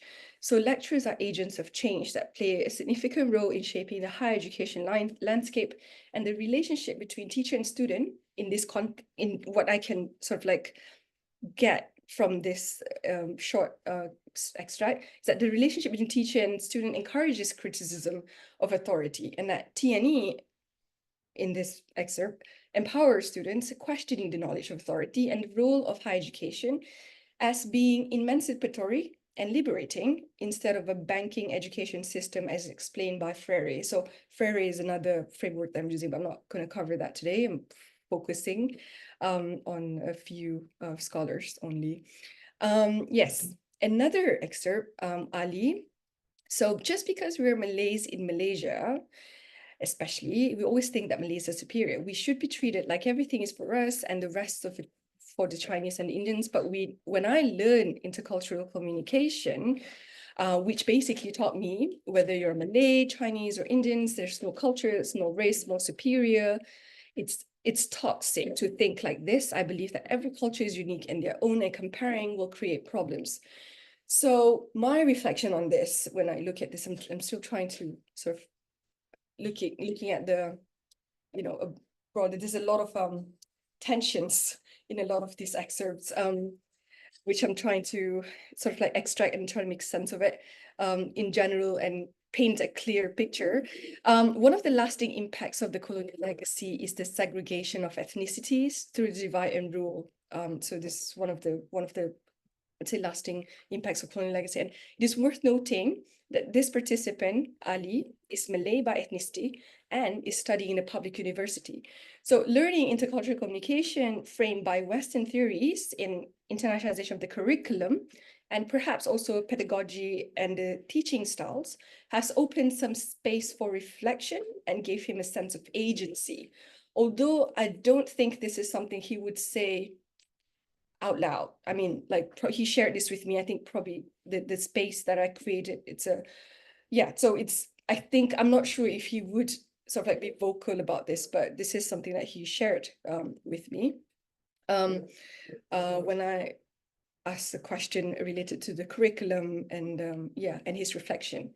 The third excerpts, do I have time? Okay. So when I was younger, my mom emphasized we use English more. She said, because you would have a head start in life if you're fluent in English. You can get a job anywhere. You can succeed. English is a universal superior language. It's the only way that us Asians can communicate with the global north, so that the part of the West is something that we should value a lot. So from a young age, I really work hard to speak it. So it's really genuine and interesting how the interviews really came to be in the end, which I didn't expect at all. And another form of colonial legacy, my reflection is, yes, the use of English as second language, but is everything within that legacy is bad? This is something to be to reflect upon. Not everything is bad or good. It's not an easy sort of like black and white thing that we could label it as. Right. So the fourth one, can I just check, is everything all right? Can you hear me on the other side? Because I can't see anyone but my screen. Yep, we can hear you. It's going well. Yeah, thank you. So excerpt number four. So I like being in this institution. The environment made me a bit more easygoing. You get a bit of freedom to explore yourself and discover new things. You learn and unlearn, and it's very different as compared to my school years. So my reflection on this is how I'm trying to sort of like tease out the nuances.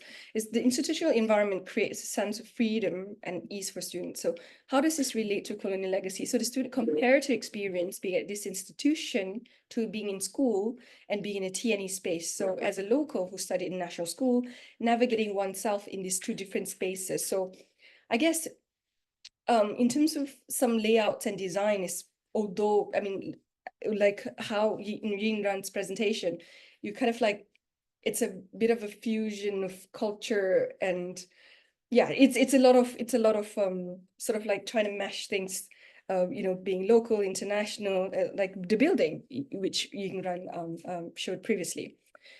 I know I have a lot. No, I have two more, I promise. So, and the rest, we'll see if we have time for that. So the fifth one is, so when I asked about the relevance of knowledge and, whose work that this, you do or you cite in your assignment. So this student actually said, I cite anyone who has authority. So for example, she was working on, I cited a Thai sources because it was relevant to the context. I was talking about some skin lightening. Actually, it's a bit explicit. I wrote a paper on lightening about how it's a very imperative thing that happens in Southeast Asia, but not in Western culture. There was a huge divide in that sense. So I also cite Asian sources such as case studies from Indonesia and the Philippines. So I think this is where Asia's method comes in terms of interreferencing. My reflection on this is, also related to knowledge hierarchies, regionalization, specific to context, so knowledge authority and agency. So all this is kind of like, you can see, I guess this space provides this, not just the TNE, but also if you could compare it to the public university setting that I was telling you about previously. And the last excerpt for the students, which I find, these are just, I think almost 1,000 quotes, but these are some of the things that really stick, like really popped into my memory, and I just try to take them out and just share with you today. And CT, the public university, so because the examples and literature that we learn is more the US and UK. So I think that's where the difficulties come in. I feel like it's really hard for me to integrate my internship workplace, because I think that what I learn is more of the Western context. The theories are sound. It's just it doesn't help me in the workplace. So navigating myself across different cultures is a huge barrier to me in the workplace. So this is one of the reflection that affects students' perception of the global knowledge hierarchies about whether knowledge is relevant or otherwise. Going back to Asia's method, more of regionalization and contextualization. So this is just how my first sort of initial findings on how I'm trying to position the students based on this spectrum. So yeah, it's still initial, but yeah, moving. I'm moving. I think I'm going to take this further with my supervisor's direction. Yeah, so I would like to reflect on the findings in this manner, so you can see where it's not like a black and white. It's very it's a more of on a spectrum, right? So I don't know if I have time for teachers. I think I might skip that. I'm going to focus on conclusion and probably some Q&As because it's almost 4. The findings reveal, as I mentioned, reveal a nuanced and multifaceted effect of internationalization at home and TNE provision that transcends a simplistic good-bad dichotomy. So I really welcome feedback and questions if you have. Sorry, I'm trying to exit now. I don't know, hang on. Let me Great, just, Nadia. okay. Yes, I'm here. I'm back. Okay. Well, fantastic. Thank you, Nadia. That's really interesting. Thank you for sharing your work in progress here. So yes, questions for Nadia from the audience. Looks like they're still thinking what they would like to ask. In the meantime, can I just ask you about that I mean, the spectrum that you provided? It's a really interesting concept. Where did the 6 students that you had mapped onto that? Which ones were TNE and which ones were public universities? Right. So yeah, I should have highlighted that. So let me just open the slides again. I quit, but I quit the slide because that's the only way I don't know how to stop sharing. But anyway, Okay. so where it is positioned, let me just try to remember. I would say the first example that I shared with you, the one who said that it's very problematic, I think that was more on the uncaptive, very challenging the authority side. Mm-hmm. Another one, I think probably the last example is probably somewhere in the middle.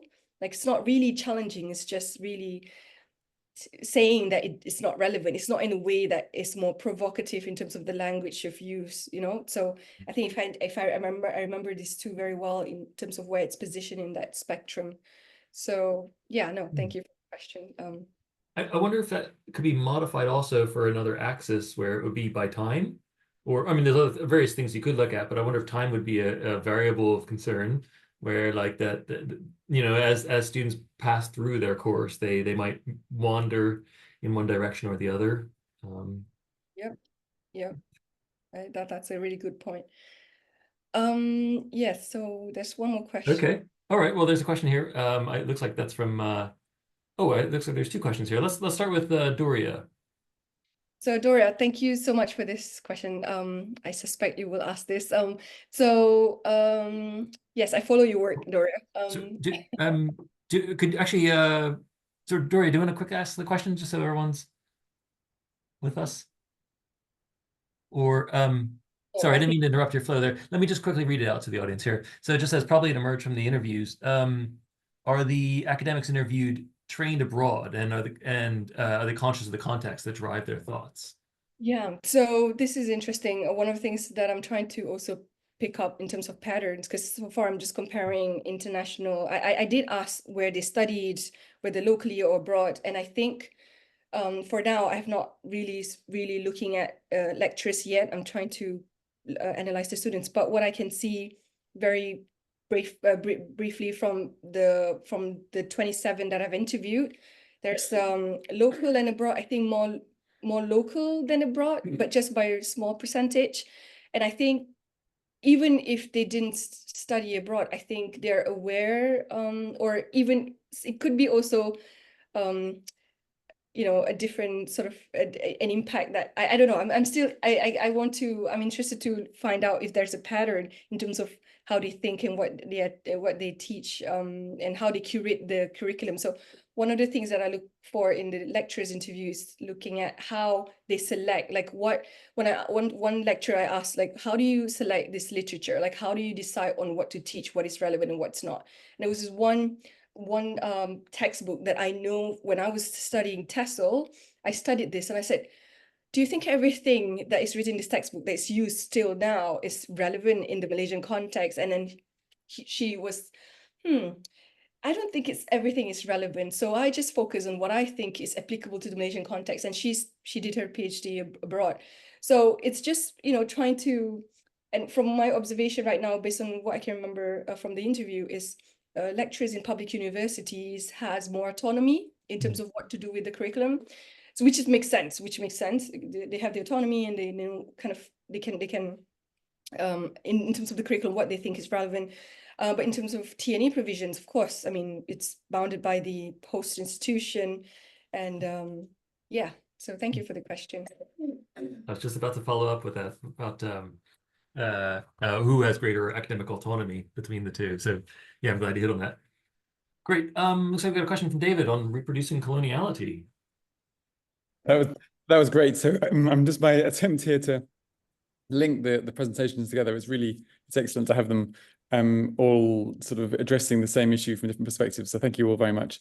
I mean, I guess, yeah, Nadia, what you presented, and I think you were talking about both Malaysian students and international students. Malaysian students, so Chinese, Indian, Malays in indigenous, yeah, in Malaysian context. So local students who attended public university and the internationalization at home setting, like through internationalization of the curriculum. They have webinars and distance learning, but it's not like the awarding degree is public university. So the transnational education is transnational higher education are the either franchise program, dual degree programs, or the international branch campus. So the students from two different settings, yes. And can you distinguish between them in terms of the critical spaces that have been opened? Because it seemed as if you were suggesting in both cases they were opening up critical spaces for thinking. Yeah. I would yeah. Sorry. Yeah. So I would say the TNE, because for now the initial students that I interview are from the TNE, so I'm looking into that. I haven't gotten into the public university students yet because it's I have about 10 more to go, but I can see that TNE's students, I guess the pedagogical environment and allow them to be in that critical space, whereas the public university ones, I guess one lecturer actually mentioned when I asked him, how do you localize or how do you teach this? And she mentioned that she doesn't use local context or local examples because she doesn't want to be reported. So she used knowledge that are detached from the context, detached from Malaysia, to criticize any political, whatever, like say, for example, what's happening in other countries, and just criticize that and talk about that so that the students, she can anticipate based on the knowledge that she has shared with the students, she can anticipate that the students won't be, it will not cause the problems and she's a lecturer at a public university. So I think in terms of the critical space, I think in public universities, students and lecturers tend to be a bit more, they try a bit more prudent or careful in terms of what they say, I would say. So yeah, but thank you for the question. So to finish then, and to turn that to Eva, really, because in some ways, Eva, you were suggesting that TNE, especially through branch campuses, creates a culture where you can reproduce a certain coloniality and perhaps a lack of critical thinking about that. So there's an interesting sort of debate around from whose perspective does this feel like opening up or closing down? Well, that's a very good question. And of course, I try to be very careful to frame it more as a hypothesis to look at. And I think what Nadia just mentioned and that complicates our decolonial conversations, I think, because we then don't account for authoritarian dimensions in the country of provision. Let me just use the example of India, for instance, where the right-wing government now heavily promotes an Indian indigenous knowledge system. And when you hear it, when I heard it the first time about this, I was ticking my boxes. Yeah, decolonial, this is great. But then you learn how much it is about Hinduism. So I think, yeah, that's why I would really make a case also for looking at the negotiations over knowledge in the particular settings. So but the point is just in this case, I would say with the TNE, and I mean, I had a PhD student who looked at the campus in Qatar, Hind al-Nasari, and one was in AUA. There's a lot of negotiations that takes place. The question there is, to which extent can then a flying faculty have the knowledge that would be needed to adapt the knowledge to, I mean, so that's with the flying faculty, I think it's a very straightforward case. They just don't know. How should they? I mean, even if you're an expert in the country, but you don't live there, it's very difficult. And the next question would be what possibilities are there to tweak the curriculum? Because legally, they don't have much discretion power. So how can they tweak the quality assurance? So it's more resistant. So they have to tweak the quality assurance, they have to tweak the assessments, or they have to negotiate about the assessments, because they're much more, in the campus case, much more institutionally linked to the parent institution. When it comes to partnership agreements, a franchise, or even more with validation, I think we have much more. Then it would be a lovely study to look at how that actually changes the negotiation over power on what is relevant. But then again, it depends very much on the country as well. And who is your neighbor and who has offer interesting concepts. I mean, that trend is very important. Asian as a method reflects as well that there are important geopolitical change. I mean, with China becoming an intellectual powerhouse and becoming an important reference as well. And that certainly challenges the global, the intellectual power of the UK and other Western countries. I'm not sure if I've really answered your question. Oh, that's really basically. Right, thank you. Yeah. I've just got a message from Jingran saying that she has to drop off. Jingran, did you want to come in at all on anything that's been said so far? I don't mean to put you on the spot. No? Okay. All right. Well, we're going to say goodbye to Jingran. We have just thank you, Jingran. We have time for maybe one or two very quick questions because we need to wrap up here. There's a question here from Hannah about how language confines and restricts knowledge production and reproduction. So she's asking first, is there a possibility for students to select reading materials and theories in languages other than English? And I suppose this is for you, Nadia. Well, yes, thank you, Hanne. So I think from what I know from the students and from myself teaching at this the universities, that they are offered third language, or they offered international relations in Spanish, for example, international relations and French. These are offered in TNEs, but not in public. Yeah, they are opportunities for them to learn, but the main language uses English. So yeah, but thank you for highlighting that. So I am, one of the things I'm looking at also is how language is playing a role in shaping students' understanding curriculum. Yeah, which I did not today, but yeah, that's one aspect of it. Thank you. Great, thank you. And then there's just one more here from Rebecca. If it's okay, I'll just read it out just for the sake of time. Just saying regarding stratification, it's interesting to see that the Middle East and Asia are both on the top and also on the bottom in the figure. Is that, let's see, is that in reference to your triangle slide? Yeah. Yes. Okay. Yeah. Yes. Okay. Okay. Sorry, Rebecca, I see you're here. Would you like to just carry on with your question? I'm probably not.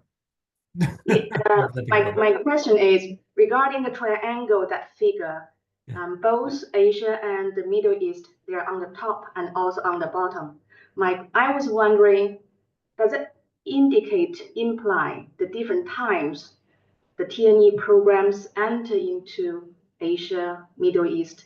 Right now, China is kind of moving from the quantity in the past to quality, demand driven right now. Does that mean eventually the TNE program will be moving from the bottom to the top?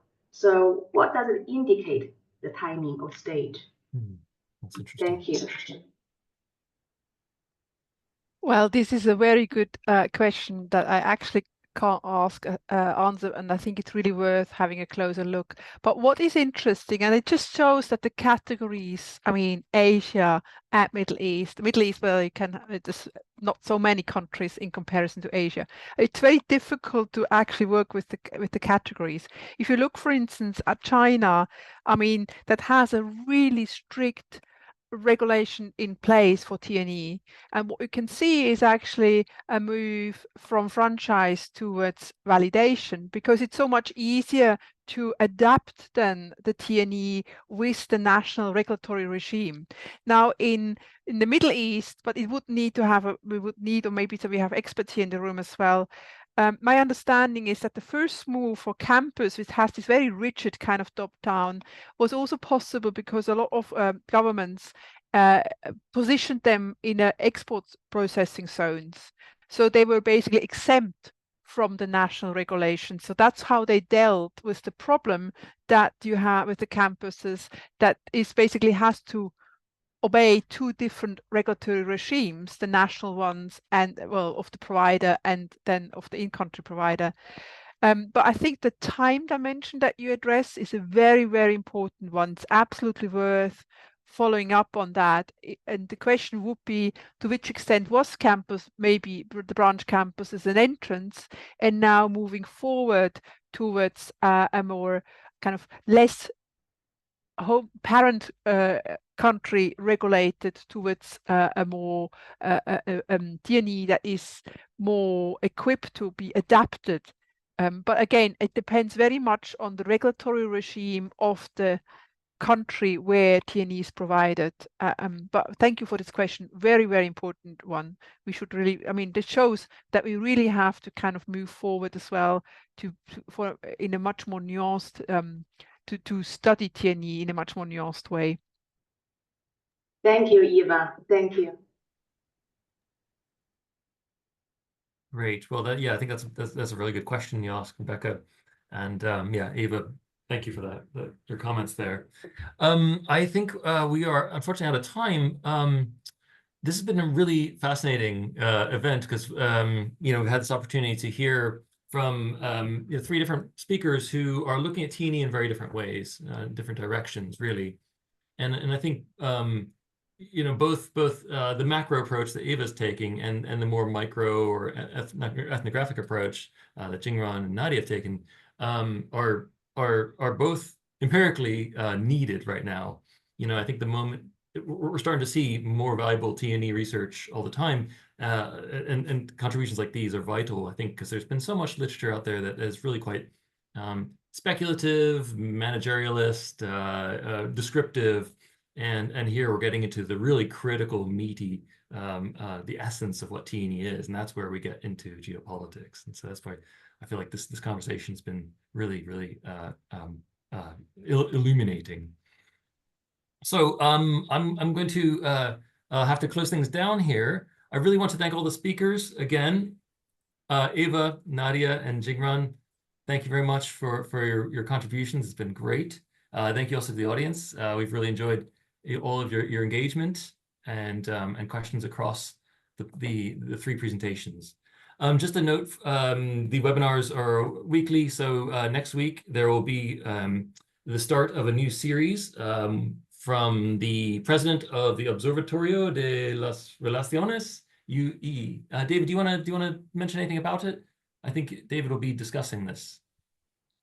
Sure, yeah, no, we've got a three-parter coming up, and this is very much of interest. People are interested in interregional higher education collaboration and partnerships, but also in the UN recognition conventions. So it's a three-part series that's organized in conjunction with OBREAL, which is an association of universities from around the world. Do come along and listen in. Hopefully it'll be good. Sounds great.